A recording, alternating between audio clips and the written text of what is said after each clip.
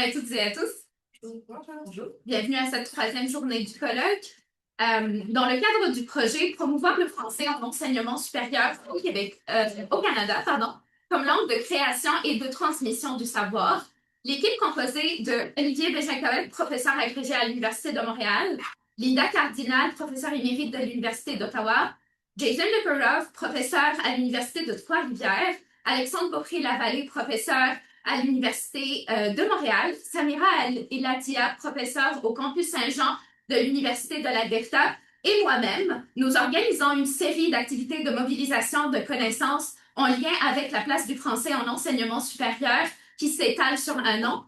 Le 31 mars, en collaboration avec UDM Français, l'Université de l'Ontario français et le campus Saint-Jean de l'Université de l'Alberta, nous avons organisé une journée d'études qui s'intéresse à la promotion et la valorisation de la langue française dans le secteur universitaire.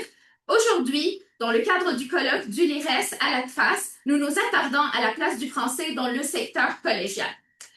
Nous avons réuni des experts, des professionnels de divers établissements collégiaux et universitaires dans la francophonie canadienne pour traiter de cet enjeu. Notre panel sera composé de 6 communications et par la suite, nous allons avoir une période d'échange où est-ce que vous allez pouvoir poser vos questions aux personnes conférencières.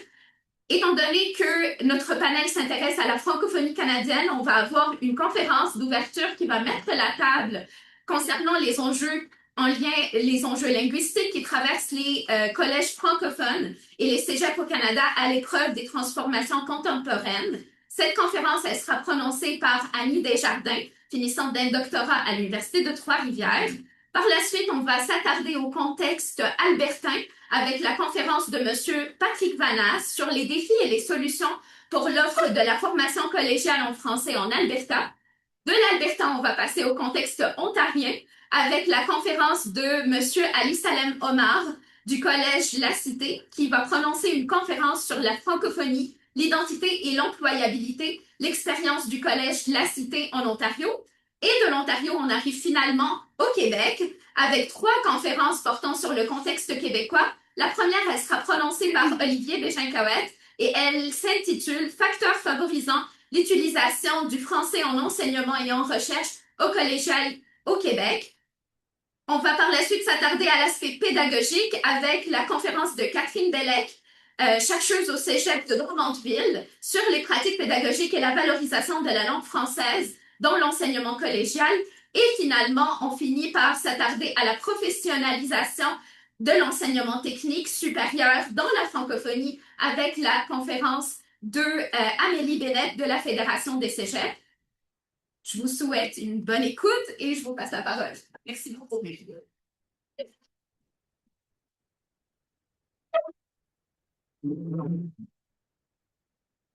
Bonjour à tous, je m'appelle... De partage d'écran.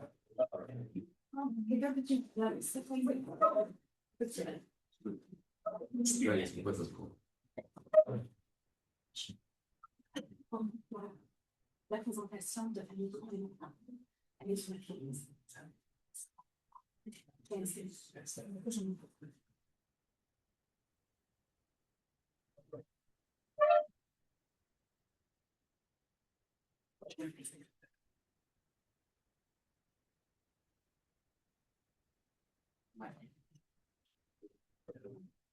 C'est bon? C'est beau. C'est beau tout le monde, oui? Oui. Bonjour, je m'appelle Annie Desjardins. C'est vraiment un plaisir d'être avec vous pour cette dernière journée de colloque. On a discuté de toutes sortes d'enjeux dans le milieu universitaire. On a évoqué le collégial au cours des dernières journées. Aujourd'hui, avec cette présentation, il sera question du regard des gestionnaires sur le milieu collégial, à la fois au Québec, mais aussi hors Québec. Il y a des particularités dans chaque milieu. Et donc, ça me fait plaisir de présenter ça au nom de mes collègues que vous voyez à l'écran. Le contexte éducatif, comme vous le saurez sûrement, au Canada est marqué par des grandes transformations, des défis auxquels font face les collèges, les cégeps francophones. Qu'est-ce qu'on sait de ces défis? Ben, on a documenté, les chercheurs ont documenté des questions liées à la gouvernance, à l'internationalisation, au financement et plus récemment à la formation à distance.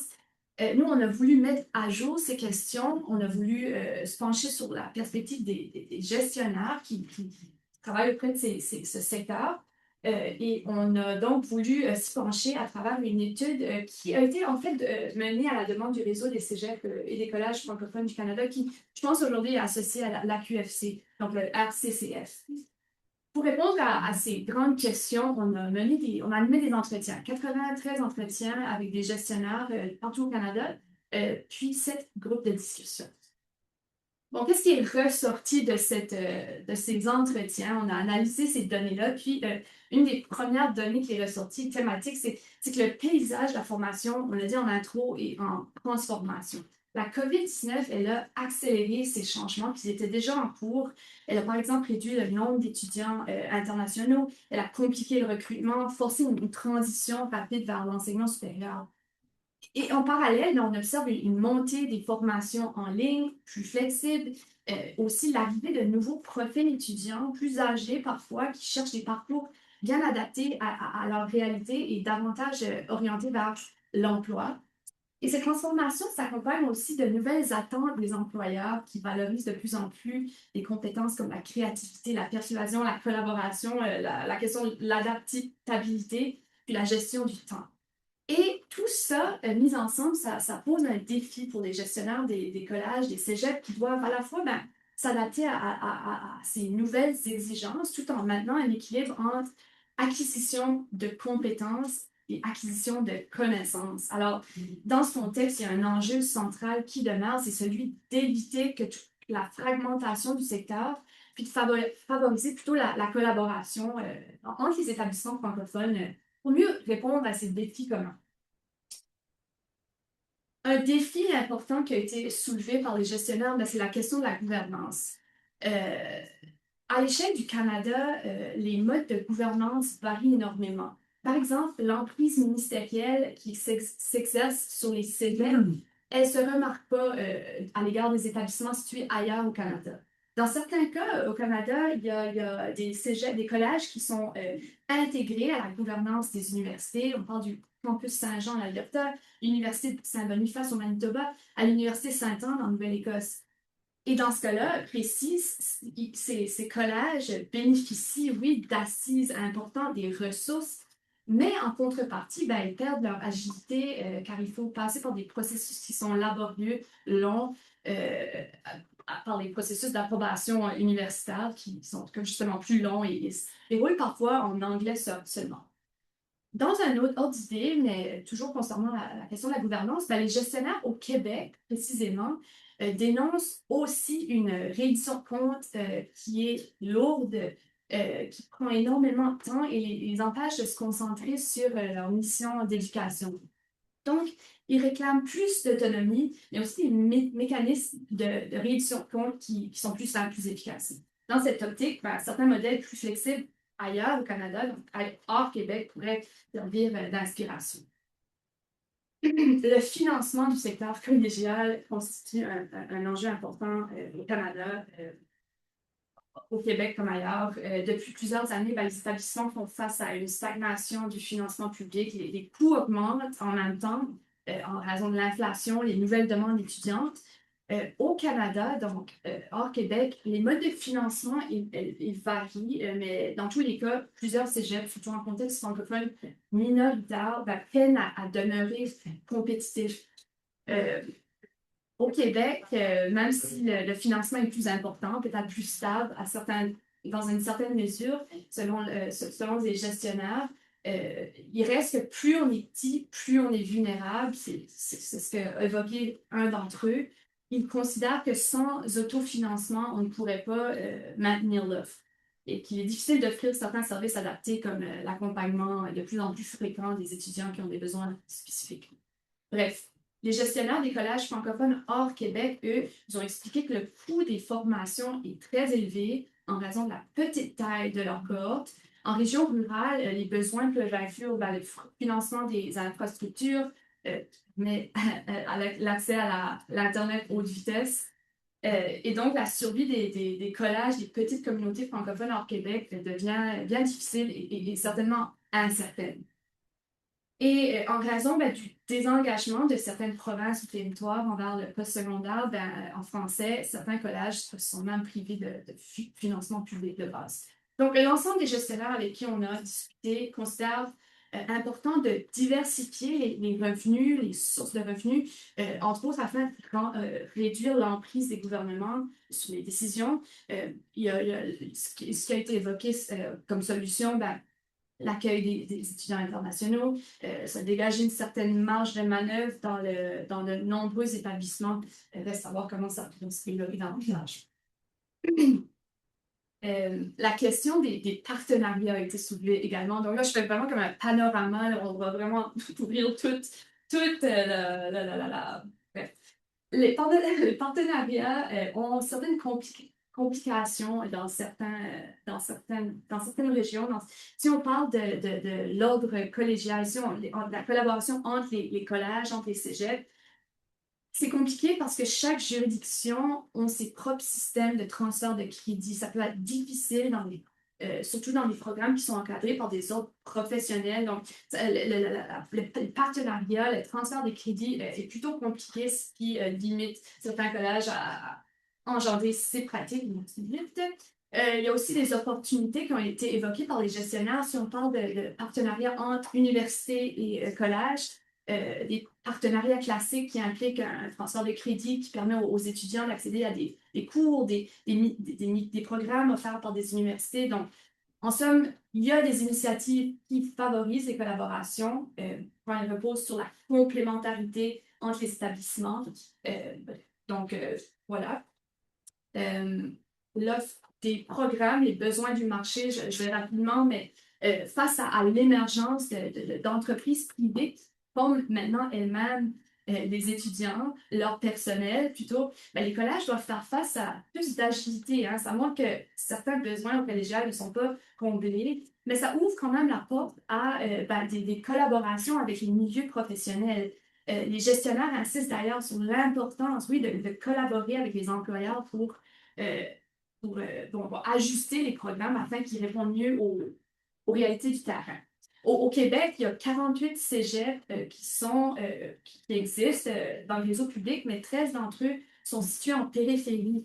Et les gestionnaires, périphérie des centres urbains. Et les gestionnaires nous ont dit à quel point ces cégeps en milieu plus rural, milieux ruraux, nous contribuent au développement socio-économique de la région. Il faut les garder. Ils permettent de répondre à la pénurie de main-d'œuvre. Donc, ils sont très importants. Je passe un petit peu rapidement. Donc, maintenant, la question du recrutement, plutôt de la pédagogie des ressources humaines, on observe, dans nos données, un changement dans les contextes pédagogiques qui sont marqués à la fois par une attention accrue à la santé mentale des étudiants, notamment par des nouvelles attentes du marché de travail. Et dans ce contexte, le rôle du personnel enseignant, il devient vraiment important, il devient central. Leur attitude, leur capacité à accompagner les étudiants influence directement leur persévérance, leur réussite. Mais ce qui a été évoqué, c'est qu'il n'y a pas le côté ressources humaines, le développement professionnel du personnel enseignant demeure parfois insuffisant. Et ça, en contexte hors Québec, il y a une couche de plus. Le matériel, l'enseignement est souvent en anglais. Les ressources sont moins adaptées, ce qui rend difficile dans l'enseignement l'accompagnement des étudiants. Et finalement, la question du recrutement, mobilité étudiante à l'échelle mondiale, les cégeps, les collèges s'inscrivent dans une forte tendance, on l'a évoqué, d'internationalisation. Et donc, face à ces défis, le recrutement international, l'immigration, la double diplomation deviennent des stratégies clés. Là, il ne me reste plus de temps. J'ai eu le zéro seconde. Alors, on a mis en lumière très rapidement les enjeux auxquels font face les établissements collégiaux, les changements en cours dans le secteur collégial, une adaptation continue de la part des établissements qui doivent répondre à toutes sortes de besoins, des nouveaux besoins du milieu professionnel et des étudiants. Alors, la discussion devrait... Tout porte à croire ou on gagne à continuer la discussion sur le milieu collégial qui est un secteur important pour le futur de l'enseignement supérieur. Alors voilà, merci beaucoup pour votre écoute.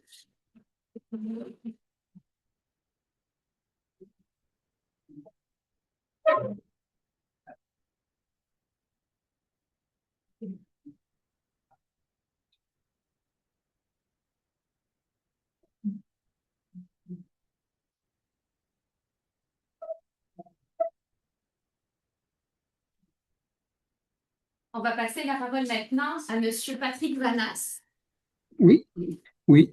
Bonjour, je vais partager mon écran. Oui. Donc, OK, voilà. Est-ce que vous voyez le PowerPoint? Oui. Excellent. Donc, bonjour tout le monde. Je me nomme Patrick Vanache. Je suis directeur du Centre collégial de l'Alberta. Je suis très content d'avoir entendu l'histoire précédente qui corrobore un peu notre situation aussi. Le Centre collégial d'Alberta fait partie du campus Saint-Jean, qui est une faculté universitaire de l'Université d'Alberta anglophone. Donc, nous, on pratique vraiment cette intégration-là. On ne pourrait pas, évidemment, être autonome ici. C'est comme un collège autonome ici en Alberta. Pardon. Avant de commencer, je vous parle d'Edmonton, en Alberta, présentement ce matin.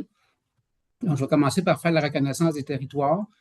Donc, l'Université de l'Alberta, ses édifices, laboratoires, centres de recherche sont principalement situés dans le territoire traditionnel des nations des Niéwa, les Cris, les Nitsipatapi, Pieds Noirs, Métis, Nakota Sioux, Haudenosaunee, Iroquois, Dene et Anishinaabe, Ojibwe-Saulteaux. Ces terres sont maintenant connues comme faisant partie des traités 6, 7 et 8 et de la terre des Métis. Donc, l'Université de l'Alberta respecte la souveraineté des terres, les récits, les langues, les systèmes de reconnaissance et les cultures des Premières Nations, des Métis et des Inuits. Donc, le portrait de l'enseignement collégial en Alberta. Le Centre collégial de l'Alberta est le seul collège francophone de l'Alberta. Donc, il y a quand même plusieurs collèges anglophones, souvent de plus grande taille. Donc, on est le seul collège. Nous avons présentement 3 programmes crédités qui sont offerts. Une administration des affaires, qui est un diplôme de 2 ans. Éducation de la petite enfance, qui est soit un certificat d'1 an ou un diplôme de 2 ans. Préposé aux soins de santé, qui est de 8 mois. Et nous sommes en train de développer un nouveau programme qui est intervenant éducatif en milieu scolaire, qu'on appelle parfois communément chez nous les aides d'élèves, mais c'est le nom qu'on a donné aussi. On offre aussi 2 micro-certificats non crédités à la formation continue, tenue de livre et accompagnement à l'enfant autiste. Donc, c'est sûr que la carte des programmes elle est limitée, il est en développement, mais elle est quand même limitée par rapport aux collèges du Québec notamment, ou même certains collèges comme la Cité aussi. Donc, on a quand même cette offre limitée-là qui tient compte aussi de la réalité démographique de l'Alberta. Comme je l'ai dit tout à l'heure, on fait partie du campus Saint-Jean qui offre des programmes universitaires, qui a aussi une école de langue. Et le campus Saint-Jean fait partie de l'Université d'Alberta, qui est l'université anglophone. Donc, les défis qui ont été nommés dans la conférence précédente par rapport aux services en anglais, c'est ça. Les demandes d'admission, les formulaires sont en anglais seulement. On donne évidemment des services aux étudiants, mais certains services du bureau du registraire, par exemple, c'est en anglais seulement. Donc, on a quand même cette réalité-là où on est francophone, mais on est quand même dans un milieu. On a notre maison mère, en fait, qui est anglophone ici, mais qui quand même répond bien à nos demandes. Puis on a une bonne collaboration aussi avec ce qu'on appelle le campus Nord, le grand campus de l'Université d'Alberta. Donc, le campus Saint-Jean est à peu près à 4 km du campus Nord. Donc, physiquement, on est séparés, mais on est en communication quand même fréquente avec l'université. Ce qui est important à souligner aussi, c'est comme qui a été dit tout à l'heure aussi, c'est que la démarcation entre collège et université est moins claire hors Québec, ce qui permet un tel aménagement institutionnel.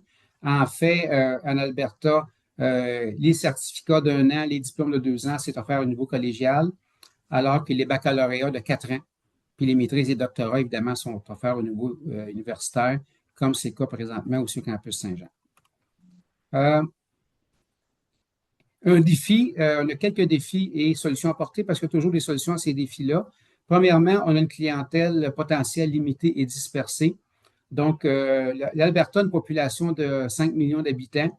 Donc, il y a une population francophone, donc qui parle français comme première langue, de 88 010 personnes dans le dernier recensement. Donc, c'est à peu près 2 de la population albertaine qui est francophone. Cependant, il y a quand même 260 000 personnes à Alberta qui sont capables de soutenir une conversation en français. Au niveau scolaire, donc, évidemment, notre bassin de clientèle potentiel, il existe présentement 45 écoles francophones en Alberta, donc qui regroupent 10 000 élèves. Mais ce qu'on constate aussi en Alberta, c'est qu'à mesure que les élèves avancent dans leur parcours scolaire, leur nombre diminue, donc surtout à partir de la 10e année, qui est l'équivalent du secondaire 4 au Québec. Nous, on a 12 ans de scolarité. Donc, 10e, 12e année, 10e, 11e, 12e année, on a une diminution des gens qui passent à l'école anglaise. D'un autre côté, on a aussi 43 000 élèves en Alberta qui sont dans les programmes d'immersion française. Et donc, ce qui est important à souligner aussi, c'est que la population étudiante dans les écoles francophones primaires, secondaires en Alberta augmente. Donc, il y a des nouvelles écoles qui ouvrent quasiment chaque année aussi. Et donc, ça, c'est quand même positif. Mais on a quand même un bassin limité et aussi qui ne permet pas d'avoir, évidemment, de multiples collèges et de multiples programmes aussi.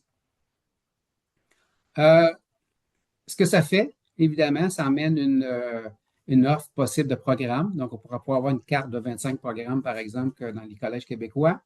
Puis aussi, c'est que la population francophone en Alberta, elle est quand même dispersée sur toute la province. C'est certain qu'il y a des bassins à Edmonton et à Calgary, les principales grandes villes, mais toutes les régions ont des francophones, que ce soit à Jasper dans les Rocheuses, que ce soit à Canmore dans les Rocheuses, que ce soit à Medicine Hat dans le sud-est, Calgary évidemment, Red Deer dans le centre, donc toutes les Lloydminster dans l'est aussi. Donc, toutes les villes albertaines ont des francophones, mais ce qui fait que c'est quand même dispersé aussi. Donc, ça rend plus difficile l'enseignement sur un seul campus ici à Edmonton. Et aussi, on ne pourra pas ouvrir de lieu d'enseignement, donc avec des classes. Là, ce ne serait pas viable financièrement aussi. On aurait des classes de 4 ou 5 personnes, donc ce qui n'est vraiment pas viable aussi. Cependant, on a quand même trouvé des solutions à ça depuis quelques années. Premièrement, on peut dire que la pandémie a aidé la situation, c'est que l'enseignement en ligne est en mode comodal, donc à la fois en classe et en ligne et généralisé. Le seul programme qui est offert avec des cours en présence seulement, c'est préposé aux soins de santé avec les laboratoires, évidemment, mais tous les autres programmes, les étudiants et les étudiantes ont certains cours en ligne, alors que les autres sont en comodal. Ça veut dire que les personnes peuvent faire leurs cours à partir de l'extérieur. Et ça fait aussi que pour des programmes avec stage, notamment éducation à la petite enfance, donc, et aussi préposés aux soins de santé à partir de cette année, les gens peuvent faire leur stage dans leur milieu d'origine, surtout à Calgary. Donc, on a quand même quelques étudiants aussi, une partie des étudiants qui sont à Calgary aussi. Donc, ça permet une certaine souplesse et donc les étudiants et les étudiantes qui n'habitent pas à Edmonton ont aussi accès à ces programmes-là. Ce qui était souligné aussi, c'est la part des étudiants internationaux. Présentement, 44% plutôt de notre clientèle est internationale. Aussi, c'est qu'on est quand même capable d'élargir l'offre de formation selon les besoins des communautés francophones. Donc, comme il a été dit tout à l'heure aussi, les communautés francophones sont quand même proches de nous et ils nous nourrissent, c'est eux autres qui nous sollicitent souvent pour offrir des nouveaux programmes. C'était le cas, par exemple, pour le programme d'intervenants éducatifs en milieu scolaire plutôt. Donc, c'était vraiment des demandes quand même soutenues des milieux scolaires francophones pour avoir ces programmes-là. Donc, une collaboration aussi lorsqu'on a commencé l'élaboration du programme d'intervenants éducatifs en milieu scolaire, les conseils scolaires francophones et même les conseils scolaires anglophones avec leur branche d'immersion française ont collaboré, nous ont aidés à établir les besoins de formation parce qu'en Alberta, contrairement au Québec, il n'y a pas de compétences avec des devis ministériels. Donc, les besoins de formation sont établis par les milieux aussi. Donc, les écoles, les conseils scolaires ont collaboré à la définition des contenus. Deuxièmement, mais c'est les coûts. Deuxième défi, c'est les coûts pour l'élaboration puis de l'offre des programmes. Donc, on sait que nous, étant donné qu'on n'a pas de vie ministérielle, ça augmente les coûts encore. Donc, le développement d'un nouveau programme peut coûter des centaines de milliers de dollars. Donc, c'est quand même des coûts que nous, on ne peut pas assumer. On ne peut pas couvrir, évidemment, de façon autonome. Puis aussi, si les programmes ont des plus petites cohortes, plus difficilement rentables aussi. Donc, on n'a pas de cohorte de 200 ou 300 étudiants aussi. Et donc, ça fait que des plus petites cohortes, parfois même de 8, en préposés soins de santé aussi, ça fait que c'est plus difficilement rentable aussi. Cependant, il y a des solutions. Pour le développement de nouveaux programmes, on demande et on obtient du financement du PLOE. PLOE, c'est le programme de langue officielle en éducation, un programme fédéral, le PLOE complémentaire, qui nous donne des fonds pour le développement des programmes. Par exemple, notre programme d'intervenant éducatif en milieu scolaire a été et financé par un projet du PLOE. Puis aussi le CNFS, le Conseil national de la formation en santé, qui fait partie de l'Association des collèges et universités de la francophonie canadienne, la CUFC, nous finance aussi pour maintenir des programmes en santé. Pour les petites cohortes, par exemple, préposés aux soins de santé, c'est des cohortes de 8 personnes. Donc, on ne pourrait pas avoir un programme qui survit sans ce financement-là qui est annuel. Et donc, ça nous aide beaucoup pour maintenir ces programmes-là. Troisième défi, c'est un manque de connaissances de la population franco-albertaine sur l'offre du français en français au collégial. Donc, on est peu connu, moins que le campus Saint-Jean. Donc, le campus Saint-Jean est plus connu ici en Alberta, même chez les anglophones. Une personne à Edmonton va savoir où est le campus Saint-Jean, connaît le campus Saint-Jean, mais le centre collégial est moins connu. Donc, ça, on a des défis, évidemment, par rapport à la visibilité aussi. Et ce que ça fait aussi, c'est que ça amène des étudiants francophones vers les collèges anglophones. Donc, les gens ne savent pas toujours qu'on existe, qu'on a des programmes aussi. Cependant, c'est qu'on a fait depuis au cours des dernières années des solutions. On a trouvé des solutions à ça. C'est que, premièrement, le campus Saint-Jean fait des campagnes de recrutement dans les écoles secondaires. Et donc, notre présence, notre représentation est améliorée aussi. Donc, les gens sont aussi informés de nos programmes. Aussi, c'est qu'on participe beaucoup à des événements de promotion, notamment auprès de la population immigrante. C'est quand même beaucoup, ce qui est plus connu un peu ailleurs, c'est qu'il y a quand même une population immigrante francophone de plus en plus nombreuse. Et les politiques du gouvernement fédéral aussi pour encourager l'immigration francophone hors Québec aident aussi. Et donc, ces gens-là vont chercher une formation qui mène plus rapidement au marché du travail au lieu d'un baccalauréat de 4 ans qui coûte 2 fois plus cher par année qu'un programme collégial. Donc, les gens peuvent aller chercher ces programmes-là, notamment des programmes plus hauts comme préposés aux soins de santé. Puis, on a aussi un partenariat avec des organismes francophones de l'Alberta qui nous aident à faire la promotion de nos programmes aussi. Par exemple, pour le programme de préposés aux soins de santé, on a le Réseau Santé Alberta, qui est un organisme qui fait la promotion des soins de santé en français en Alberta, avec qui on a une collaboration, un partenariat quand même constant pour nous aider évidemment à augmenter le nombre d'étudiants. Quatrième défi, je crois que c'est le dernier. Oui, c'est ça. Donc, réduction imposée au nombre d'étudiants internationaux. Il avait été souligné tout à l'heure aussi que les étudiants internationaux sont souvent une source de financement de clientèle aussi qui va quand même aider à la survie des établissements collégiaux francophones. Cependant, on est touché moins que les autres provinces, donc une réduction des quotas d'étudiants internationaux qui a été faite. Mais étant donné que l'Alberta n'avait pas beaucoup d'étudiants internationaux, n'a jamais eu autant, par exemple, que la Colombie-Britannique, le Québec ou l'Ontario surtout, donc on est moins touché. Mais on a été frappé par une réduction drastique des taux d'acceptation des demandes des permis d'études. Donc, auparavant, 70% des demandes de permis d'études étaient approuvées par Immigration Canada. Maintenant, c'est 30% en 2025-2026. Et donc, ça a la vis davantage, on peut dire. Et donc, ce qui se passe, c'est c'est plus difficile. On a des admis, des personnes admises, mais qui ne peuvent pas venir parce que leur permis est refusé.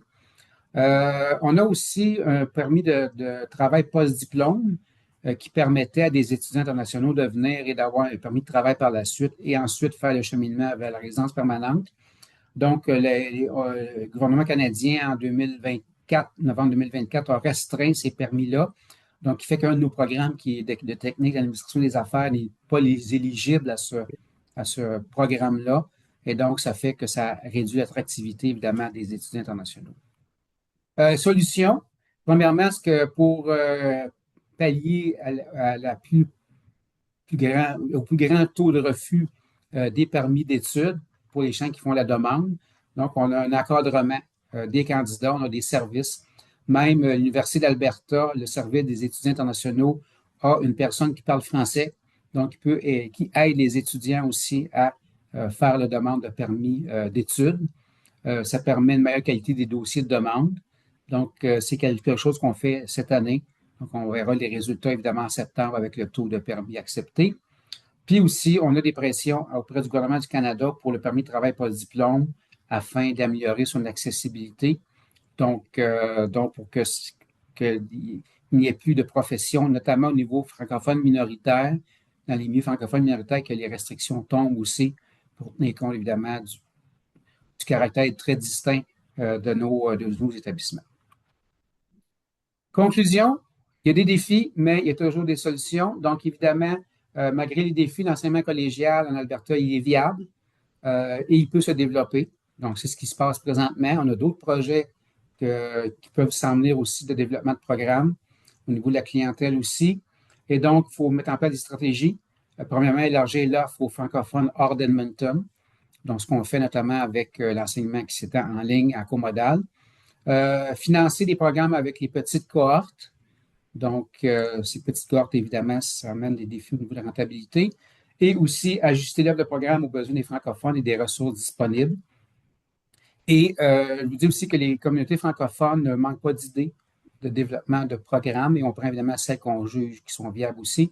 Et donc, on a quand même une relation avec la communauté francophone, des mouvements associatifs francophones qui font qu'on peut ajuster évidemment l'offre aux besoins des communautés. Bon, les questions, ça va être après. Et donc, je vous remercie évidemment de votre participation. Je vais arrêter mon partage. Merci beaucoup, M. Vanas. On passe maintenant la parole à M. Salem Omar. Vous pouvez partager votre écran. Ouais, je vais enlever mon partage. Stop. J'essaie d'enlever le share.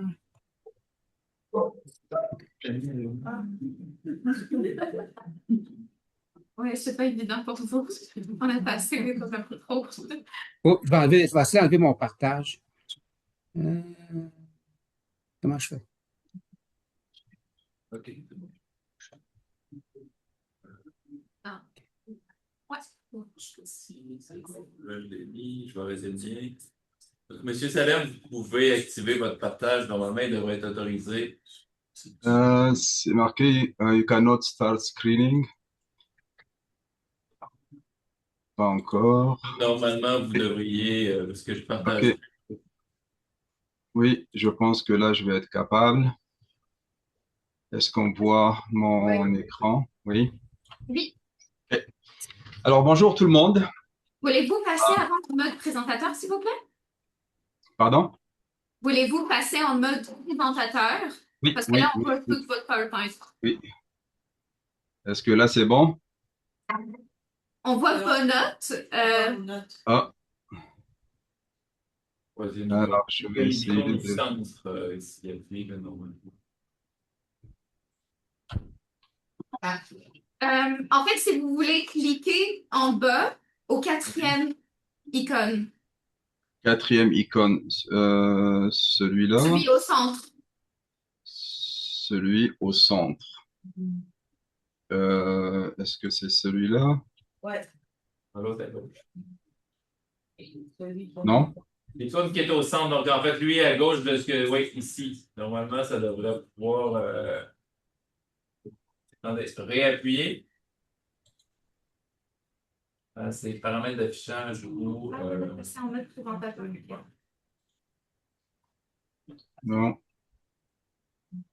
Si vous regardez en haut dans la barre, il y a comme trois éléments, puis il y en a celui du milieu. Si vous cliquez dessus, normalement, ça peut vous permettre de changer. En haut. Paramètres d'affichage. En Je vois mal. Paramètres d'affichage, OK. Cliquez sur ça. Et là, vous pouvez basculer le changement. Basculer le mode présentateur. Oui. Et voilà. C'est parfait. OK, super. Pour vous, je pense que Alors, désolé de ce petit désagrément. Alors, bonjour tout le monde. Mon nom est Ali Salem Omar. Je suis professeur et coordonnateur de programme au Collège La Cité. Je suis également, depuis quelques mois, le président du conseil collégial. Et comme c'est pas encore assez, je me suis embarqué dans un doctorat en études transdisciplinaires au campus Saint-Jean de l'Université de l'Alberta. Alors, mon sujet d'aujourd'hui, c'est la francophonie, identité et employabilité. Puis, je vais utiliser le collège La Cité comme terrain d'études. Et donc, sans trop tarder, je vais passer à mon introduction et à la mise en contexte. Alors, je vais commencer par parler de ma posture de recherche. En fait, j'adopte une démarche qui est celle d'un praticien chercheur réflexif. Je m'appuie sur les travaux de Donald Schoen et de Catherine Lavergne. Et la raison pour laquelle j'ai choisi ce sujet, c'est parce que j'étudie je fais une étude de cas en fait de type qualitatif et je m'appuie sur des observations accumulées sur plusieurs sessions maintenant d'apprentissage.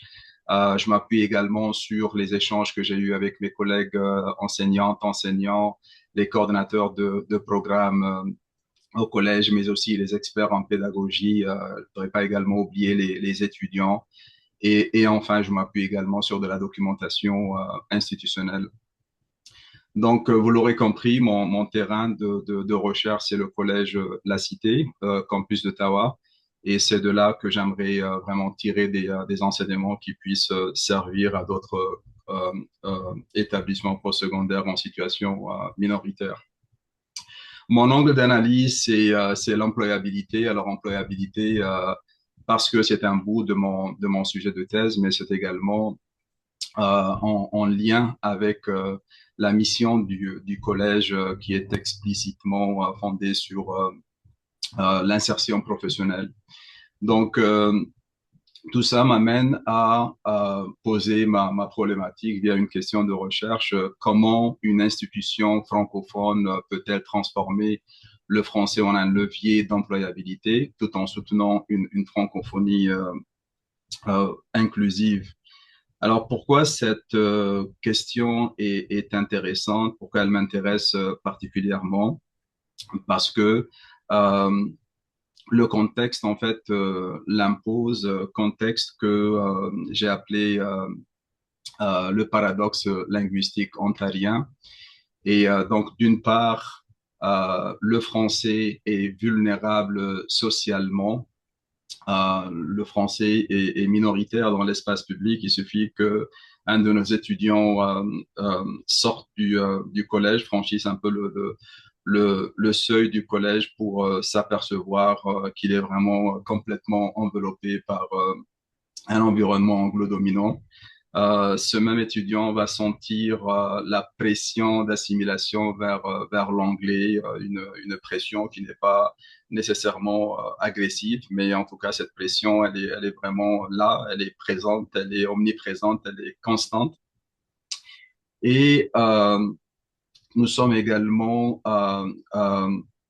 allant d'une francophonie qui n'est plus homogène en Ontario. C'est une francophonie qui est en mutation avec l'immigration, une francophonie plurielle, une francophonie multiculturelle avec des trajectoires différentes, tout aussi légitimes les unes que les autres. De l'autre côté, nous avons un français qui est paradoxalement valorisé sur le plan économique. Alors, nous sommes à Ottawa, le campus est à Ottawa. Et donc, à Ottawa, tout de suite, nos étudiants comprennent que le français n'est plus un atout. Le français est une exigence. Nous sommes entourés d'institutions de la fonction publique fédérale. Le français s'impose également dans le domaine de la santé, l'éducation, les services communautaires. et nos étudiants ont compris que leur bilinguisme devient naturellement un avantage concurrentiel réel. Alors, pour analyser ce paradoxe, je vais devoir mobiliser un cadre conceptuel que j'emprunte à Pierre Bourdieu. Alors, pourquoi ce cadre m'intéresse? C'est pas parce que c'est une référence commode, mais c'est parce que Bourdieu nous donne les outils nécessaires pour mettre le projecteur sur une langue et puis observer également son cheminement. Alors, pour Bourdieu, comme la plupart d'entre vous le savent déjà, une langue n'est pas seulement un outil de communication. Pour lui, une langue, c'est un capital linguistique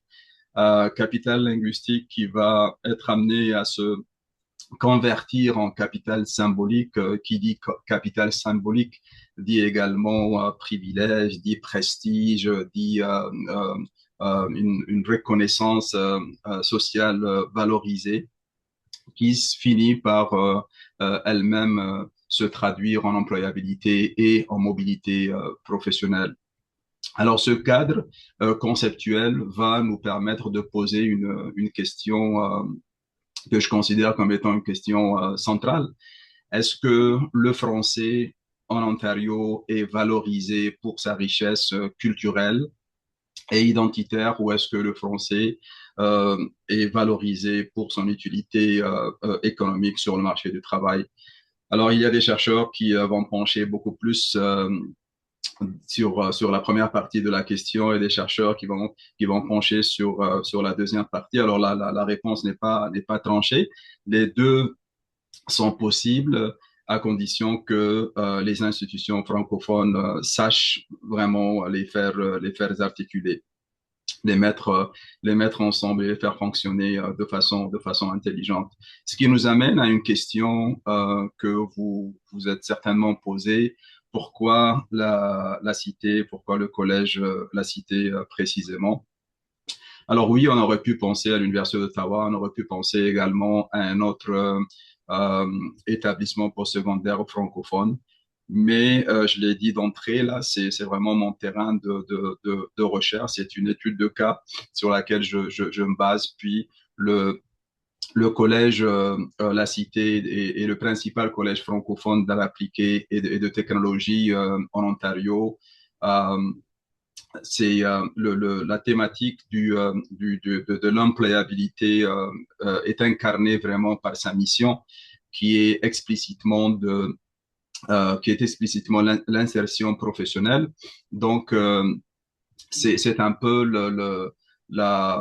l'ADN de l'institution. Donc, l'employabilité n'est pas une question implicite, c'est vraiment structurant pour la mission de ce collège.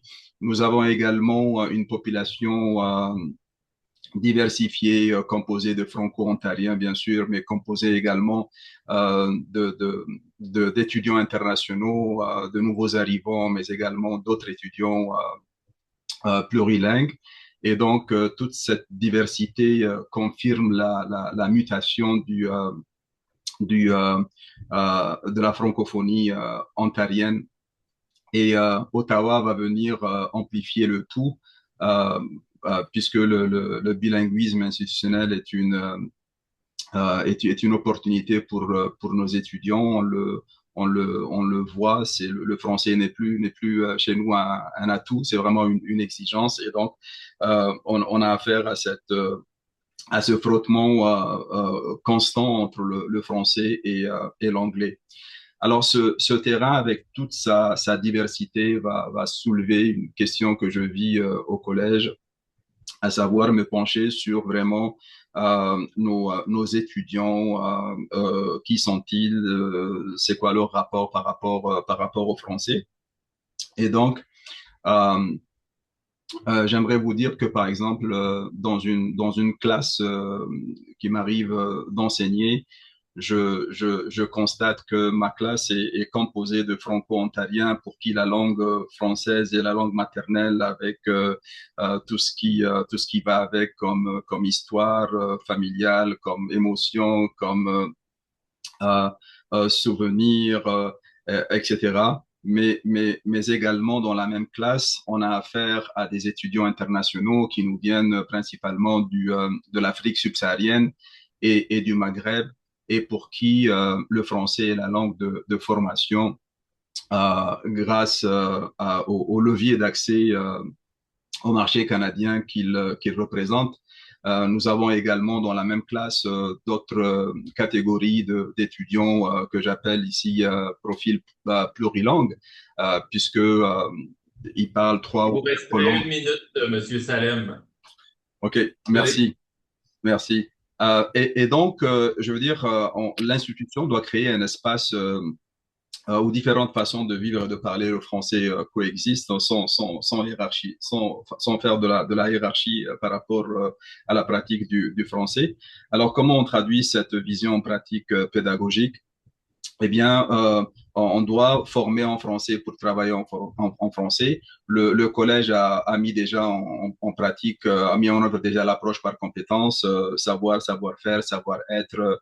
La simulation, les simulations, les stages, les projets viennent prolonger cette logique. Il y a encore un défi au niveau de l'accompagnement linguistique parce que quelqu'un qui apprend le français en Ontario et quelqu'un qui apprend le français à Ouagadougou, au Burkina Faso, n'ont pas les mêmes besoins. La francophonie, vous l'aurez compris, on a besoin qu'elle soit plus inclusive, qu'elle s'ouvre vers les différents accents, différentes origines, différents parcours de nos étudiants. Euh, Est-ce qu'il y a des tensions? Les tensions sont bien réelles. Il y a encore l'omniprésence de l'anglais dans nos couloirs au collège. Il y a cette hétérogénéité des niveaux. Il y a des étudiants qui maîtrisent le français, il y a des étudiants qui ont encore du travail à faire pour améliorer leurs compétences en français. Il y a la concurrence anglophone qui est là, qui est présente. Et donc, euh, nos étudiants parfois vont voir une valeur ajoutée de l'autre côté par rapport à notre collège, mais il y a aussi les étudiants internationaux qui ont plusieurs défis. Je ferme les yeux sur les défis socio-économiques. Ils ont des défis linguistiques, des défis académiques, des défis identitaires. Et donc, on a besoin vraiment de mettre en relief la valeur ajoutée du français. Et comme piste, on doit multiplier les espaces. On a fini? Oui. OK, je m'arrête, il n'y a pas de problème. C'est Pas de plutôt la problème. distance de bien voir le temps. Désolé. Merci beaucoup. Merci. Merci à vous.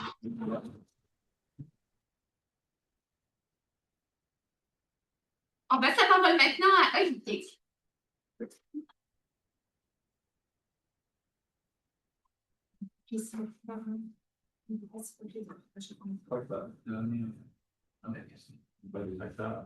Oui. Monsieur Pascal. Parfait. Donc, bonjour. Bonjour à toutes et à tous. Donc, Olivier Bégin-Cahouette. Aujourd'hui, donc, je vous parle des facteurs qui contribuent et qui favorisent l'utilisation du français en enseignement et en recherche au collégial. La présentation va se faire assez rapidement. Je vais parler de la place du français dans l'enseignement et la recherche au collégial. Par la suite, je vais poursuivre avec l'étude que nous avons développée. Je vais prendre de l'avance. Bon, parfait. Merci beaucoup. Je vais aller comme ça. Voilà. Bon, je vais y aller directement. Je vais essayer de faire plus court. J'aimerais laisser plus de temps à nos invités aussi qui se joignent à nous. En gros, on a fait une vaste enquête auprès de tous les établissements d'enseignement supérieur au Québec. On avait des gens qui sont plus en enseignement, d'autres plus en recherche. Certains faisaient les deux. Si vous voulez lire, les données sont toutes dans le rapport qu'on a publié en 2023. Mais simplement, en gros, 91% des enseignants au collégial considèrent important de faire la promotion du français dans leur enseignement. Et dans les cours, 96% des ouvrages obligatoires en moyenne et 91% des ouvrages recommandés sont en français. C'est quand même intéressant. Et 71% évaluent la qualité de la langue des étudiants dans leurs cours. En recherche, là, on avait des professionnels de recherche puis des enseignants qui disent faire de la recherche. C'est quand même 89% des professionnels de recherche et 69% des enseignants considèrent assez ou très important de publier en français. Et là, on n'avait pas les données séparées collégiales, université, mais ensemble, 90% des intervenants considéraient important de publier dans une revue savante, quand même internationale en anglais. Fait que ça veut pas dire que c'est pas important. Mais lorsqu'on parlait de revue professionnelle d'intérêt général, ben là, la place du français devenait un peu plus importante, mais quand même. Et quand même préciser que 67% utilisaient le français dans le cadre d'activités de transfert et de mobilisation de connaissances. Là, les données que j'ai sont vraiment pour le collégial. Dans les 3 années précédentes, les enseignants auraient, ceux qui ont répondu, déposé 4,12 demandes de subvention, soit pas nécessairement eux à titre de chercheur principal non plus, mais dont 54% étaient en français. Et les professionnels de recherche auraient participé à 6,9 demandes de subvention, donc 86% en français. Fait qu'il y a quand même une place du français au collégial au Québec. Donc, on voulait savoir qu'est-ce qui encourage l'utilisation de matériel didactique, pédagogique et documentation en français dans l'enseignement, puis qu'est-ce qui encourage l'utilisation du français en recherche. On avait un grand questionnaire, on l'a envoyé à plein de monde. On a eu 820 répondants, 338 du secteur universitaire. Ah, j'ai pas. Bon, faites la soustraction. Vous avez. Ah, il y a quelque chose qui. En tout cas, bon, j'ai peut-être pas les bonnes choses. Bref, on leur demandait des facteurs, une échelle en 5 points. Ce qu'on a fait, au lieu des données descriptives, c'est une analyse factorielle pour regrouper tous les items. On avait quand même 25 items en enseignement, 27 items. Fait qu'on voulait voir c'est quoi les facteurs sous-jacents. Après ça, on voulait comparer l'importance relative des facteurs avec une ANOVA à mesure répétée. Puis après ça, on voulait comparer l'influence des facteurs au collégial et à l'université avec une MANOVA. J'ai beaucoup de données, peu de temps. Je vais vous inviter à lire l'article qu'on va soumettre et qui sera publié, on espère, éventuellement. En gros, les facteurs qui expliquent l'utilisation du français, le cadre institutionnel, donc tout ce qui est politique linguistique, exigence de la direction, mécanisme de reddition de comptes, soutien institutionnel, soutien des collègues.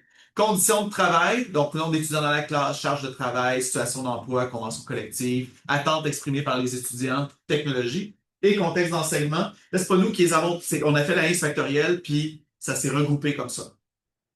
Et les facteurs, on les a nommés en fonction de ce qu'on trouvait dedans. Puis troisième, contexte d'enseignement, donc la qualité et la disponibilité du matériel didactique et pédagogique en français, la nature des cours, la maîtrise du français par les enseignants eux-mêmes.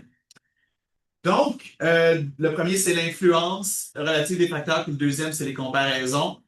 En gros, il y a des différences, donc il y a certains facteurs qui sont perçus comme plus importants que les autres. Le contexte d'enseignement et le facteur prévu est comme celui le plus important, suivi du cadre institutionnel, et les conditions de travail sont pas perçus comme étant le facteur le plus important. Donc, ça l'ordre. D'abord le contexte d'enseignement, ensuite le cadre institutionnel, puis les conditions de travail. En fait, on part du plus micro au plus macro, finalement. Ben, ça dépend, comme on le voit. Les différences entre les établissements, il y a effectivement des différences. Non, il n'y a pas de. Oui, P, excusez-moi, le P. Donc, il y a des différences sur les 3. Et je pense que si je vous montre la prochaine, je vais vous dire lequel était. J'ai comme un souci de lequel était le plus important. Ah, ben on le voit. Non, on le voit. Bon, je suis désolé. C'est bizarre, on dirait que je suis parti trop vite. Là, je me suis perdu dans mon. Je vais. Bizarrement, il y a celui qui était le plus important au niveau collégial était supposé être en gras. Fait que là, j'ai comme un bug. Fait que je vais devoir. Et pendant que je fais ça, je suis convaincu que j'ai peut-être une AI extraordinaire qui va chercher dans nos données. Je suis allé tellement vite que j'ai oublié de préciser, ça me donne l'occasion de vous dire que cette merveilleuse étude est réalisée grâce à l'appui magistral d'IA. Voilà. En attendant de parler des comparaisons collégiales universitaires, laissez-moi parler des facteurs qui influencent l'utilisation du français en recherche. D'abord, les normes institutionnelles. Là, il y en a beaucoup. Je vais simplement donner les 3 premiers. Mettons le niveau de reconnaissance accordé à la recherche publiée en français dans son établissement. Le niveau de reconnaissance accordé à la recherche publiée en français par les collègues. C'est 2 items, ça va ensemble. L'utilisation des résultats de recherche menés en français dans les cours. Donc, si je sens que mes résultats de recherche, quand ils sont publiés en français, vont être utilisés dans des cours, ben, il y a une incitation à les attentes des chercheurs, des co-chercheurs, etc. Dynamique disciplinaire super important en recherche. Donc, encore là, le niveau de reconnaissance accordé à la recherche publiée en français dans sa discipline, la disponibilité des études en français dans sa discipline, les exigences, les règles d'attribution des organismes subventionnaires, etc. Vitalité linguistique, ça, je trouvais ça très intéressant. Le fait que le chercheur lui-même maîtrise le français, ça a comme une grosse influence sur sa propension à l'utiliser. La maîtrise du français par les autres avec qui il collabore. La mobilisation des connaissances par les communautés et les événements scientifiques en français. Et les conditions d'emploi, finalement, situation d'emploi, convention collective. Encore une fois, il y a des différences significatives. C'est dans celui-là que je l'ai. Là, ça va être bien marqué, vous allez voir. Là, je suis c'est plus clair. Donc, il y a des différences entre les facteurs, et ce qu'on observe, c'est que la vitalité linguistique et les normes institutionnelles sont les deux facteurs les plus importants. Donc, si je maîtrise le français, si les gens avec qui je collabore maîtrisent le français, si dans ma communauté, il y a des événements professionnels et scientifiques en français, je vais utiliser le français.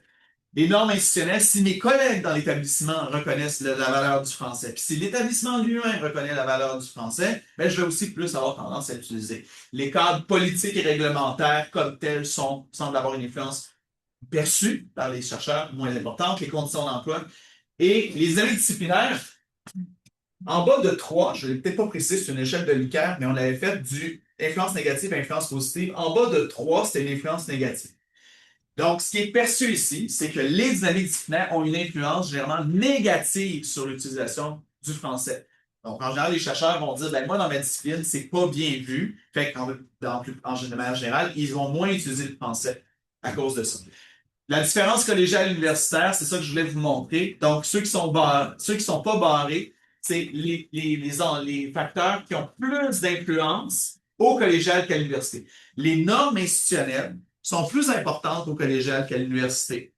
L'université, je pense que je collabore avec des gens d'étrangers, puis je me vois comme un chercheur mondial, puis comme ça. Fait que ce que mon établissement en fait, oui, mais moins. Au collégial, non, si mes collègues du département, si ma direction est engagée, ben c'est sûr que ça a une influence. Encore une fois, le cadre politique et réglementaire, super intéressant, beaucoup plus important pour les chercheurs du collégial que les chercheurs de l'université. Bon, j'en ai pas besoin de revenir au résultat. Je vais terminer avec la réflexion. C'est pour ça que je l'avais pas mis. Merci, ailleurs. Je comprenais pas quel facteur était plus important au collégial qu'à l'université. Pourquoi il n'était pas en gras? C'est parce que les 3 facteurs pour l'enseignement étaient plus importants au collégial qu'à l'université. Donc, pour ceux du collégial, les 3 facteurs qu'on avait cités, pour eux, si on faisait une comparaison des scores attribués, étaient plus importants. C'était pour ça. Je comprenais pas pourquoi je les avais. Voilà. Là, c'est plus clair. Merci, ailleurs. Je termine là-dessus. Je n'aurai pas le temps de tout lire, mais quand même intéressant. La vitalité linguistique puis le contexte d'enseignement. En gros, la première façon d'encourager l'utilisation du français, c'est que les personnes maîtrisent le français. Donc, est-ce que ça veut dire qu'on doit changer la façon dont on embauche, dont on fait les promotions, le soutien qu'on accorde pour les personnes qu'on embauche? Voilà. Les ressources pédagogiques de qualité en français sont importantes. Je veux dire, un chercheur qui dit, regarde, moi, il n'y en a pas de manuel dans ma discipline qui date pas de 1979. Là. Qu'est-ce que tu veux que je fasse? Donc, il faut peut-être penser comment est-ce qu'on pourrait donner des incitatifs peut-être à la rédaction de manuels scolaires. Au collégial, ils ont une longueur d'avance sur l'université là-dessus. Il y a un écart donc temporel entre la publication d'une donnée scientifique en anglais et sa production en matériel didactique en français. Et c'est ce que nos collègues anglophones n'ont pas comme enjeu, parce qu'ils peuvent l'utiliser directement. Les occasions, peut-être qu'on pourrait augmenter les occasions. L'idée de vitalité linguistique, c'était si un chercheur sent qu'il peut aller présenter ses résultats en français, il va le faire. Donc, il faut créer des événements comme la phase. Les facteurs dont l'influence varie selon le secteur, collégial, peut-être une inspiration, les en enseignement, le rôle des directions d'établissement des politiques linguistiques sont plus importants. D'ailleurs, mon collègue Beaupré-Lavallée avait fait comparaison des politiques linguistiques collégiales universitaires et il trouvait que les politiques collégiales étaient pas mal plus serrées sur l'utilisation du français. En recherche, l'importance que ces résultats soient utilisés dans les cours. Les chercheurs nous semblaient nous dire, si je sens que ce que je publie va être utilisé dans des cours, je vais peut-être plus publier en français aussi. Comme cette circulation-là. Est-ce qu'on pourrait donner des incitatifs, des règles dans l'évaluation du personnel par rapport au fait qu'on publie en français pour que ça soit utilisé? Au-delà des dynamiques disciplinaires, il y a certains établissements qui encouragent encore aujourd'hui la publication en anglais. Et j'avais simplement remis un des éléments qu'on doit regarder. Il y a un chercheur qui nous avait dit en entrevue, toute publication scientifique pour être prise au sérieux par les pairs et avoir de la visibilité doit être rédigée en anglais. Point. Donc, évidemment, voilà. Je termine. Voilà. Simplement vous dire que nous avons encore une approfondition. OK.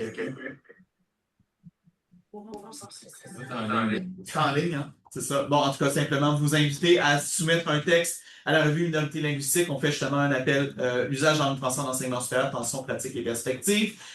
On a déplacé la date jusqu'au j'ai dit 30 juin, mais c'est pas 30 juin, c'est 30 septembre. Ouais, mais c'est pour vous encourager à soumettre le plus vite possible. Et nos amis des milieux professionnels, des milieux pratiques et des établissements, vous pouvez, il n'y a pas juste des articles savants, on accepte aussi ce qu'on appelle des articles de perspective, donc qui peuvent être plus courts et qui racontent une expérience pratique. Donc, j'invite évidemment nos amis à soumettre. Merci beaucoup.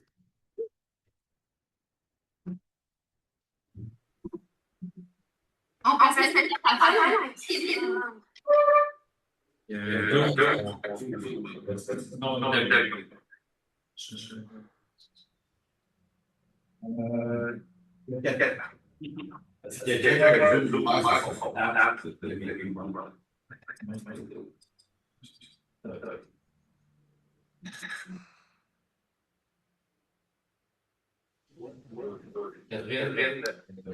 Oui, est-ce que vous m'entendez?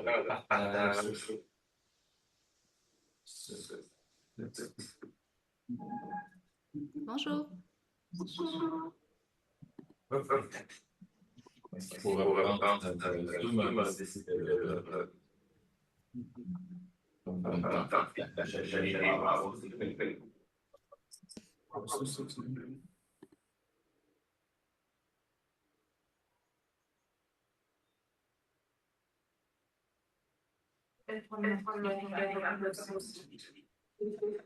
Oui, vous voulez que je partage mon écran? Ouais.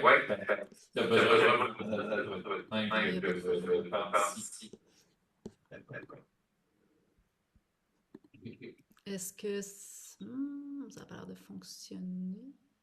Vous ne voyez pas, hein, en partage?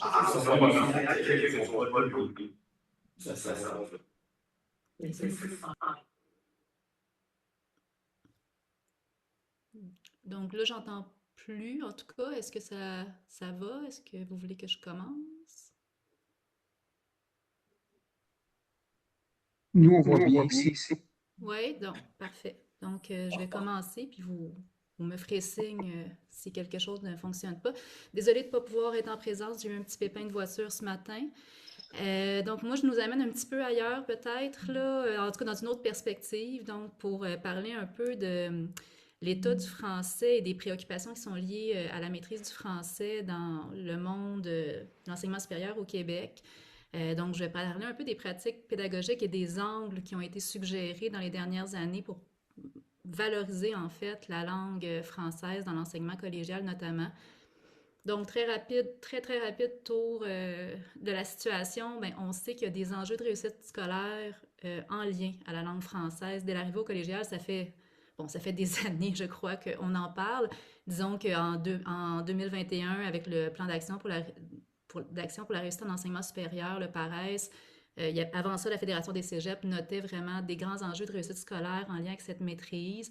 On sait par ailleurs que ça a des enjeux, évidemment, sur la participation sociale et l'épanouissement collectif. Donc, des enjeux qui, au-delà de la réussite scolaire, touchent même la démocratisation là, et tout ça. Donc, il y a eu plusieurs chantiers ministériels qui ont été lancés dans la foulée du plan d'action pour la réussite en enseignement supérieur. Je vous présente quelques travaux qui ont été réalisés. La maîtrise du français au collégial, le temps d'agir, qui a été réalisé par des spécialistes en didactique de la langue. Regard croisé sur les conditions de réussite éducative des premiers cours de français, de littérature et de philosophie au cégep, où là, on a eu des enseignants de français et philosophie qui ont pu identifier également des enjeux en lien à la maîtrise de la langue pour la réussite des étudiants. Et plus récemment, dans le cadre du projet Transition réussie mené par le réseau des universités du Québec, il y a eu la production d'un référentiel de développement des compétences essentielles aux études supérieures, où figurent évidemment les compétences langagières. Et là, il y a eu, dans le cadre de ce référentiel-là, donc des recensions d'écrits dans les 10 dernières années, basées sur les données scientifiques qu'on retrouvait dans les revues évaluées par les pairs en double aveugle. Donc, tous ces ouvrages-là produisent beaucoup de recommandations là, pour favoriser l'amélioration de la maîtrise de la langue en enseignement supérieur à tous les niveaux. Mais on a évidemment, dans certains cas, 35 recommandations, d'autres fois 60.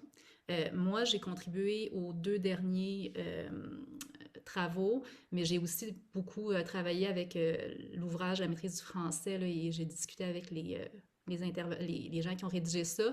Et je vous propose en fait de faire une synthèse des 4 principaux principes qui ressortent de tous ces ouvrages-là et qui recoupent en fait autant ce qu'on trouve dans la recherche scientifique que dans les milieux de pratique. Les grands principes qui ressortent de tous ces ouvrages dans les recommandations, c'est premièrement de complètement un peu changer la perspective qu'on a sur comment devrait se faire l'apprentissage de la langue. Donc, premièrement, l'apprentissage de la langue est vraiment situé dans un apprentissage tout au long de la vie et aussi comme un apprentissage situé et authentique. Ce que ça remet en question, en fait, c'est que ça s'oppose à l'idée, premièrement, très, très ancrée dans les conceptions, que l'apprentissage de la langue se termine à la fin de l'enseignement obligatoire, donc du secondaire. Ça s'oppose aussi à l'idée que, en quelque part, la maîtrise de la langue serait une compétence qui serait fondamentalement transversale. Donc, une fois qu'on parle français, on peut parler français dans n'importe quel contexte. Donc ça, la recherche remet ça en question. Il y a des compétences langagières de différents niveaux et on n'écrit pas, par exemple, un article scientifique en biologie comme on va écrire une dissertation en philosophie. La langue est mobilisée différemment. Donc, nécessité de changer un peu ce rapport à la langue qui serait le travail des profs de français. Et on remet aussi en question dans les travaux la pertinence de l'imposition de modalités artificielles. Ce que je veux dire par là, je donne un exemple, l'idée que les étudiants ne devraient pas avoir droit à des ressources numériques, alors que dans un contexte réel, ils auraient probablement droit à des correcteurs ou des choses comme ça. Donc, les ouvrages, la recherche remet en question ces choses-là pour proposer autre chose. Ça amène à avoir l'idée qu'il y a une responsabilité partagée à l'enseignement supérieur pour l'accompagnement des étudiants dans le développement de leur maîtrise de la langue. Et finalement, il y a aussi un constat par rapport à la manière, au rapport à la langue qu'on entretient dans la francophonie québécoise, plus spécifiquement, qui voit la langue d'une manière peut-être très réductrice, je vais oser le mot. Donc, en enseignement supérieur, notamment dans le monde scolaire, c'est vraiment l'écrit et la dimension linguistique qui est vraiment beaucoup, beaucoup regardée, alors que on voit dans les travaux que la langue a tout avantage à être vue, approchée dans une vision plus intégrée et multidimensionnelle. Donc, très rapidement, ce qu'on veut dire par vision intégrée, bien, en fait, que la langue, ce sont des activités langagières qui vont se déployer dans des types d'activités qui peuvent être réceptives ou expressives, qui vont avoir parfois des supports oraux, parfois des supports écrits, mais que dans tous les cas, autant l'oral peut soutenir le développement de la compétence à l'écrit, l'écoute peut aider à développer la parole, etc. Donc, l'idée est de tabler sur les forces un peu plus des étudiants parce que il y a en ce moment, dans la manière dont on aborde la langue française dans le système québécois, une approche un peu, j'ai le goût de dire, moi j'associe ça beaucoup à des tapes sur les doigts quand on fait une fausse note au piano, là. Donc l'étudiant qui fait une faute, automatiquement, va être pénalisé, alors que parfois il y a des étudiants qui sont extrêmement bons à l'oral, qui sont très bons en lecture, et ça fait aussi partie du rapport de la langue, de la maîtrise de la langue, et ça influence souvent négativement le rapport à la langue des étudiants. Donc, volonté de valoriser la langue en valorisant aussi les forces des étudiants pour justement développer davantage et mieux leurs compétences à moyen et long terme. L'aspect multidimensionnel également, quand on regarde la littérature puis la didactique de la langue, on voit qu'en fait, c'est ça, dans le contexte francophone, on a tendance à associer maîtrise de la langue à la maîtrise linguistique uniquement. Quand on regarde dans d'autres cultures, notamment anglophones, la langue va toucher à beaucoup plus de dimensions que la seule dimension linguistique. Quand on parle de maîtrise de la langue, on le voit dans les types d'évaluation notamment. Il va y avoir des dimensions contextuelles, cognitives, pragmatiques, métacognitives. J'ai très peu de temps, mais je vous donne très brièvement un aperçu de chacune. Linguistique, évidemment, bon, c'est la maîtrise du code de la langue. C'est celle qui est la plus mise de l'avant en ce moment dans le système collégial québécois. Mais il y a également le contexte, en fait, la nature contextuelle de la langue. Donc là, on va toucher, par exemple, au genre textuel, aux littératies disciplinaires, professionnelles, académiques, qui sont en fait des cultures de l'écrit, qui méritent d'être enseignées dans bien des cas pour aider les étudiants. Des cultures, en fait, la compétence cognitive également, donc qui, elle, est vraiment plus liée à la capacité à traiter le langage, faire des liens, synthétiser les informations importantes, qui va relever d'une autre sorte de compétence. La compétence pragmatique, qui permet aux gens, dans une situation de communication donnée, d'analyser les besoins de la situation, le destinataire, et de atteindre son objectif. Donc, par exemple, moi, je veux convaincre quelqu'un, c'est mon gestionnaire, il n'a pas beaucoup de temps. Est-ce que je suis capable de comprendre comment je dois m'adresser à lui pour atteindre mon but par la communication? Et métacognitive, évidemment, toutes les activités qui permettent de planifier, contrôler, puis de faire face aux difficultés qu'on rencontre quand on parle. Ce qu'on se rend compte, c'est qu'il y a différentes dimensions de la langue qui vont avoir plus de valeur pour dans certains contextes d'apprentissage. Un seul exemple, dans les programmes techniques, la compétence pragmatique est vue comme très pertinente et très riche. On peut donc, par exemple, montrer à un étudiant en technique policière pourquoi, dans une situation où tu interviens, à un certain moment, tu dois avoir un rapport à la personne qui est de la calmer, dans un autre, de montrer ton autorité, d'où l'utilisation, par exemple, du conditionnel versus l'impératif. Et c'est une manière qui rend l'apprentissage de la linguistique plus pertinente, mais en passant par un aspect plus pragmatique. Donc, d'utiliser la langue dans toutes ces dimensions-là permet vraiment d'ouvrir les perspectives sur comment on peut valoriser la langue et finalement faire en sorte que les gens restent intéressés à la langue française pour apprendre à la développer. Donc voilà, j'ai terminé.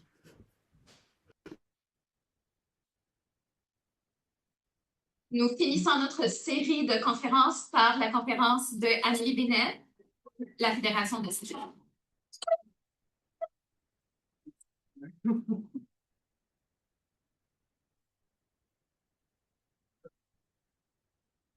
Moi aussi, en fait, je vais vous amener un peu ailleurs. Là. On sort un peu de la francophonie canadienne. J'ai vu le thème après.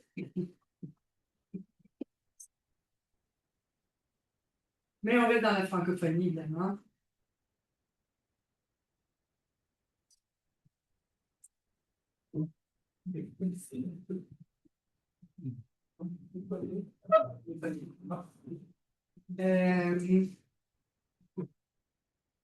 En fait, c'est ça.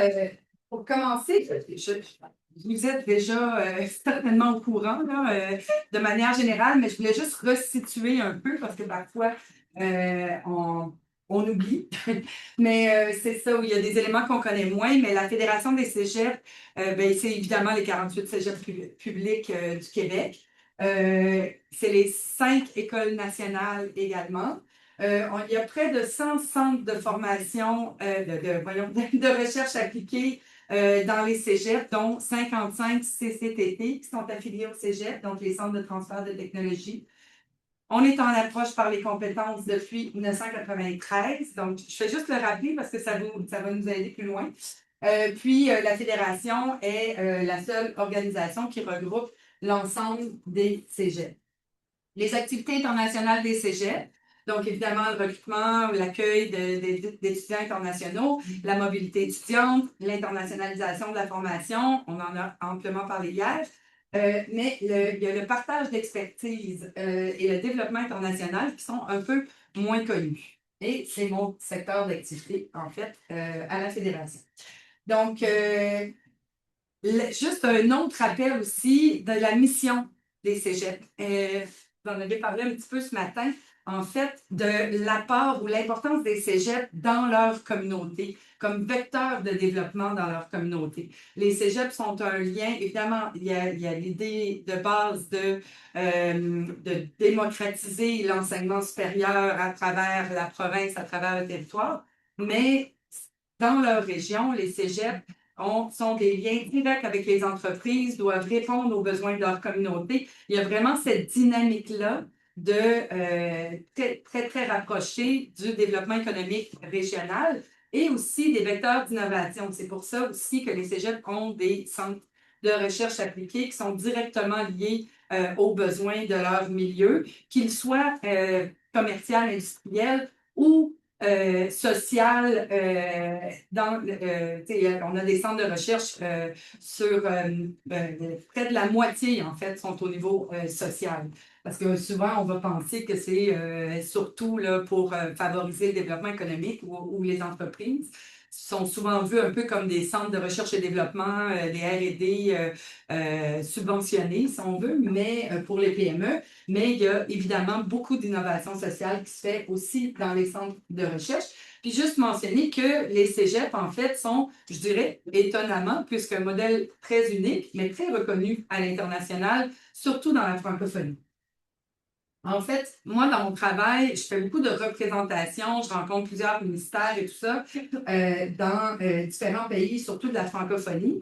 Et c'est assez impressionnant à quel point on arrive, on dit cégep, c'est tout de suite de quoi on parle. Je pense que plusieurs des autorités, si on veut, dans les ministères, on va dire ouest-africains ou en tout cas dans la francophonie, vont avoir fait des études au Québec, souvent, et donc vont avoir eu des enfants qui sont passés au cégep. Ils connaissent étonnamment bien le modèle et on fait du développement international, de la coopération depuis plus de 40 ans, en fait, à l'international. Donc, le modèle est très reconnu. Actuellement, il y a une très grande tendance là, depuis à peu près 3-4 ans. Chaque fois que je rencontre des ministères d'enseignement supérieur dans différents pays, c'est la question de la professionnalisation de l'enseignement supérieur. Ça revient beaucoup.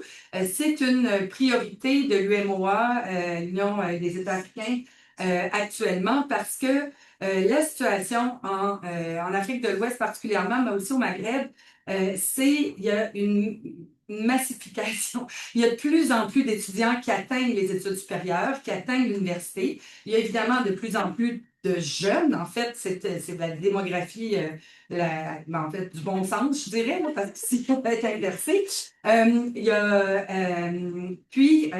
c'est ça, ces jeunes-là atteignent de plus en plus l'université. Sauf que les universités sont un peu taguées, entre guillemets, de former des chômeurs. Donc, parce que la relation, si on veut, entre l'université et le marché du travail est un peu brisée, en fait. Ils n'ont pas de relation assez étroite avec le marché de l'emploi. Et puis, aussi, ça va être souvent, les enseignements vont se faire très théoriques dans des grands amphithéâtres, souvent surbondés, je dirais, et donc pas pratiques. Il y a même dans les programmes, par exemple, d'ingénierie, il y a peu ou pas assez, en tout cas, de pratiques pour que les jeunes soient prêts, en sortant, de rentrer sur le marché de l'emploi. Donc, il y a de plus en plus, avec aussi même en France, en fait, là, le système LMD qui se professionnalise également. Donc, on entend beaucoup parler de ça. Et là, nous, comme cégep, en fait, comme enseignement supérieur technique et pratique, on est vu par ces gouvernements-là comme une solution, en fait. Puis, il y a aussi le volet qui est très, bon, des fois, on n'ose pas trop, nous, en tant que Québécois, se le dire, surtout pas en ce moment, je dirais, mais on est très américains. En fait, notre approche est très pragmatique à l'américaine. Donc, on est l'Amérique francophone, comparativement, par exemple, à l'approche française. Et dans les pays ouest-africains ou maghrébins, l'approche pragmatique américaine, c'est un beau passeport. Donc, on arrive avec une très, très belle carte de visite.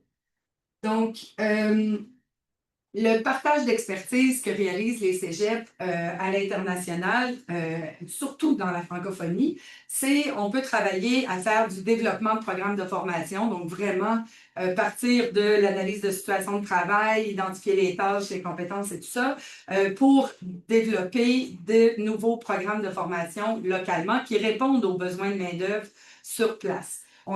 Nous, on se maintient dans le technique supérieur, on ne va pas dans la formation professionnelle, c'est d'autres personnes qui vont travailler sur ça. On a même au Sénégal, par exemple, développé des petits cégeps. Les ISEP, Instituts supérieurs d'enseignement professionnel, c'est une création de la Fédération des cégeps à travers un programme de Banque mondiale de 2003-2008, où on a créé le premier ISEP. Et à l'image des cégeps, le Sénégal a décidé aussi d'en avoir un par région, donc 14 ISEP.